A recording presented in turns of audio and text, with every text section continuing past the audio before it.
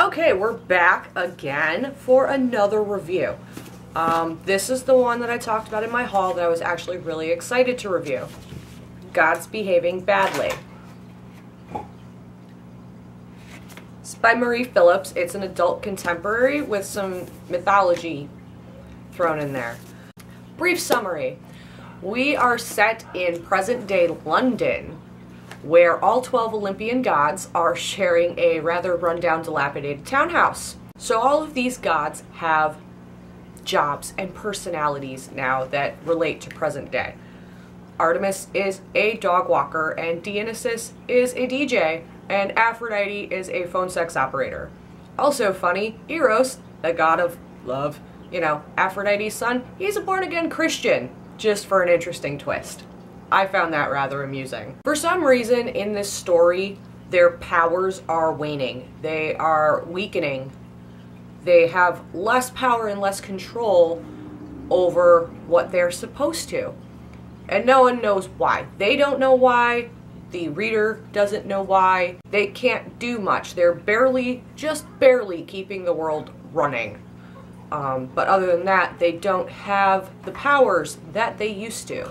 So shortly into the story, we're introduced to two mortal human characters, and at first we're not exactly sure why, because the stories are pretty separate. But they seem to get very quickly tangled up in the gods' hijinks and antics, and then we discover why that is. I have just one problem with one of the characters, the human character Neil. We are supposed to, as the reader, I'm assuming, root for him. But he was definitely written as a nice guy, and he threw some nice guy vibes in multiple scenes.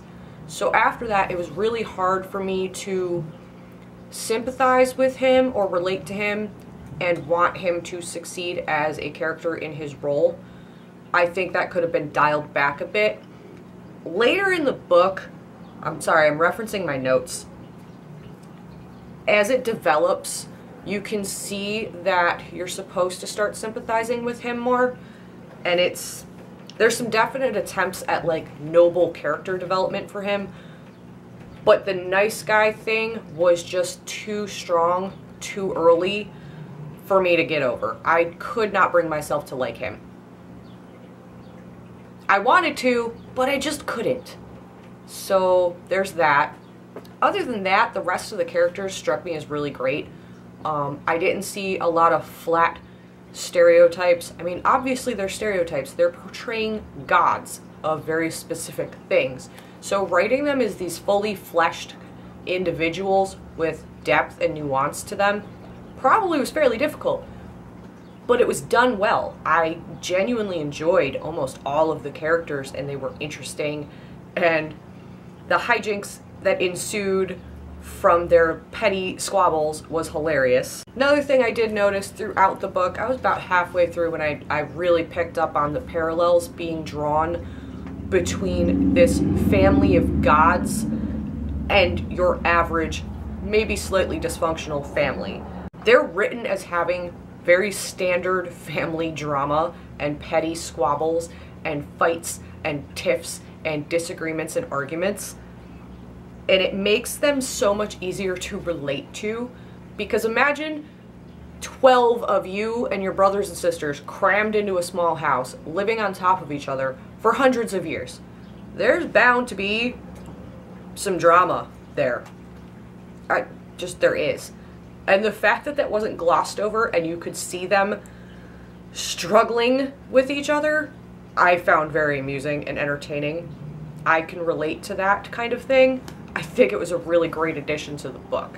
The only other thing that I did do was I kept picturing Hades as Hades from the Disney movie, Hercules.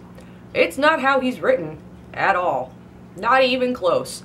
But it just, that image, that character is so strongly ingrained in my head that I couldn't help it. And quite frankly, I thought it made it far more amusing that in my head, there's these real-looking people that I'm visualizing, and then there's this sassy cartoon character. It was good times. If you read this book, I would definitely recommend envisioning Hades as the cartoon character Hades, because it just adds so much more to the experience. This book was really fun. I think it's rated like a 3.37 on Goodreads. It's not deep. If you're looking for deep introspection and philosophical thought, this is not the book for you. I can't really complain too much. Like I said, I've already picked a couple pieces apart here and there, but overall, I really enjoyed it. I had a good time reading it. I did get sucked in very easily to this world that the author created. It was very easy to get kind of lost in the book itself. I think it took me maybe a day to read at, you know, leisurely pace. But it's really easy to get drawn into it and really want to see what's going on.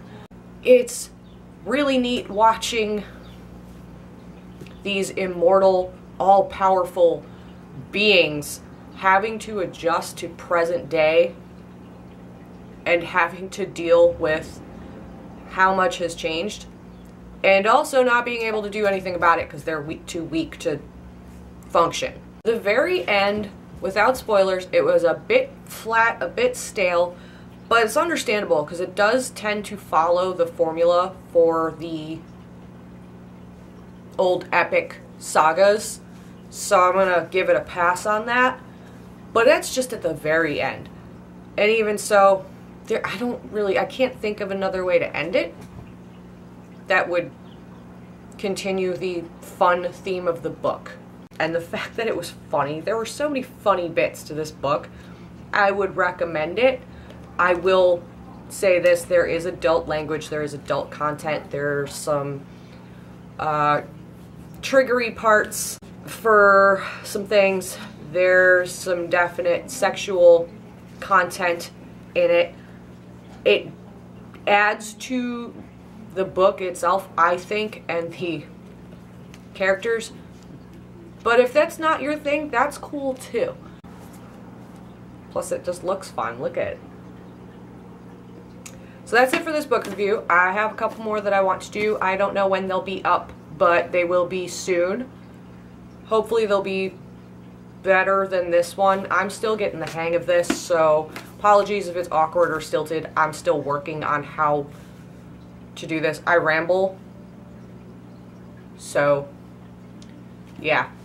Hopefully they'll get better with time. If not, oh well. But yes, there will be more. If you have any questions or comments, leave them below. You can tweet me. More than happy to talk to everyone, because bored.